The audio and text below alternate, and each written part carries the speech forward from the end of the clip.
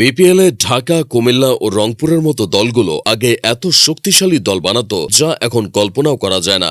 Gayle, de Villiers ও Alex হেলসরা রংপুরের মতো মাঠ মাতাতো, আবার ব্র্যাভো, রাসেল, সাকিব ও এভেন লুইসরা ঢাকাকে চ্যাম্পিয়ন বানিয়েছিল। বিপিএল এর ইতিহাসের সেরা কিছু স্কোয়াড দেখে নিন। শুরুতেই 2016 সালের ঢাকা ডায়নামাইটসের স্কোয়াড। সেবার ঢাকা যেন শুধু দল সাজায়নি, বিশ্বমানের টি-20 স্পেশালিস্টদের মেলা বসেছিল। বিদেশি প্লেয়ারদের মধ্যে ছিল Andre Russell, এভেন Luis, Dwayne Bravo ও সাঙ্গাকারা সেই আসরে ঢাকার ব্যাটিং মেরুদণ্ড ছিলেন। বয়সের ছাপকে বুড়ো আঙুল দেখিয়ে 13 ইনিংসে তিনি 370 রান করেছিলেন। 21টি উইকেট শিকার করে টুর্নামেন্টের সর্বোচ্চ উইকেট কিপার হয়ে বড় চমক দেখান ব্রাভো।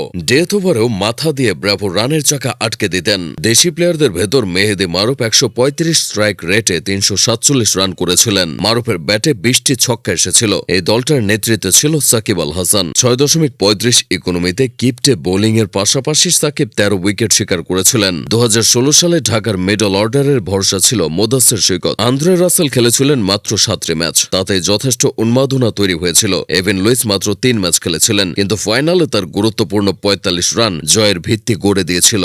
ঢাকার সে স্কোয়াডে মাহেলা জয়বর্ধনেও ছিল, কিন্তু মিডল অর্ডারে তিনি আহামরি কিছু করতে পারেননি। তেমন বাধা বিপত্তি ছড়াই ঢাকা ডায়নামাইটস সেবার চ্যাম্পিয়ন হয়েছিল। সেটাই ছিল ঢাকার তৃতীয় বিপিএল শিরোপা। পরবর্তীতে ঢাকা ওই লেভেলের দল বানাতে পারেনি, আর চ্যাম্পিয়নও হতে পারেনি। এবার আসা যাক 2017 ও 18-19 বিপিএল এর রংপুরের স্কোয়াডের ব্যাপারে। 2017 সালে রংপুরে দেশি বিদেশি প্লেয়ারদের দুর্দান্ত ব্যালেন্স ছিল। বিদেশিদের মধ্যে ছিল Chris Gayle, Brendon McCullum, Johnson Charles, Thisara Perera ও লসিত মালিঙ্গা। সেই রংপুরের অধিনায়ক ছিলেন ক্যাপ্টেন ফ্যান্টাস্টিক মাশরাফি। গেইল হন টুর্নামেন্টের সর্বোচ্চ রান সংগ্রাহক। ফাইনালে খেলেছিলেন 18 ছক্কা দিয়ে সাজানো 146 রানের অপরাজিত ইনিংস। ম্যাচ শিকার করেছিলেন 15টি উইকেট। রবি বোপারা ও মোহাম্মদ মিথুনের ব্যাট থেকে এসেছিল 329 ও 365 রান। সেবার অনায়াসে চ্যাম্পিয়ন হয় রংপুর। 2018-19 বিপিএলেও রংপুরের স্কোয়াড ছিল চোখ ধাঁধানো। সেবার যোগ দিয়েছিল এবি ডিভিলিয়ার্স ও অ্যালেক্স হেলস। ক্রিস গেল তো আগে থেকেই ছিলেন। দক্ষিণ আফ্রিকার রাইলি রুশো দলটার শক্তি বাড়িয়েছিল।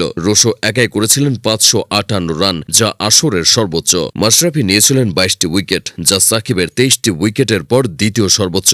মাত্র 6 ম্যাচ খেলা ডিভিলিয়ার্স করেছিলেন 247 রান, ছিল দুর্দান্ত একটা সেঞ্চুরি। অ্যালেক্স হেলসও সেঞ্চুরির দেখা পেয়েছিলেন। মাশরাফির দেখানো পথে শরীফুল ইসলাম নিয়েছিলেন 15টি উইকেট। অথচ এই দলটা চ্যাম্পিয়ন হতে পারেনি। রংপুরের সবচেয়ে বড় শক্তি ছিল তাদের টপ অর্ডার, কিন্তু চুক্তি অনুযায়ী ডিভিলিয়ার্স ও হেলস প্লে অফের ঠিক আগেই দল ছেড়ে চলে যান। এতেই রংপুরের কপাল পড়ে বলে ধারণা করা যায়। শেষ করা যাক কুমিল্লাকে দিয়ে। কুমিল্লা ভিক্টোরিয়ান্স সম্ভবত বিপিএল এর একমাত্র দল যারা আইপিএল এর দলগুলোর মতো প্রফেশনাল ইমেজ ধরে রাখত।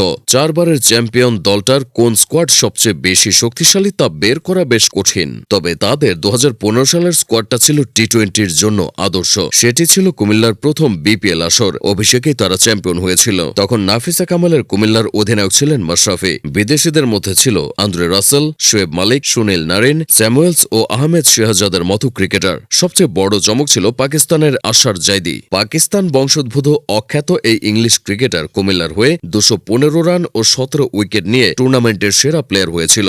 দেশি প্লেয়ারদের মধ্যে লিটন দাস ও ইমরুল কায়েসও ধারাবাহিকভাবে পারফর্ম করেছিল।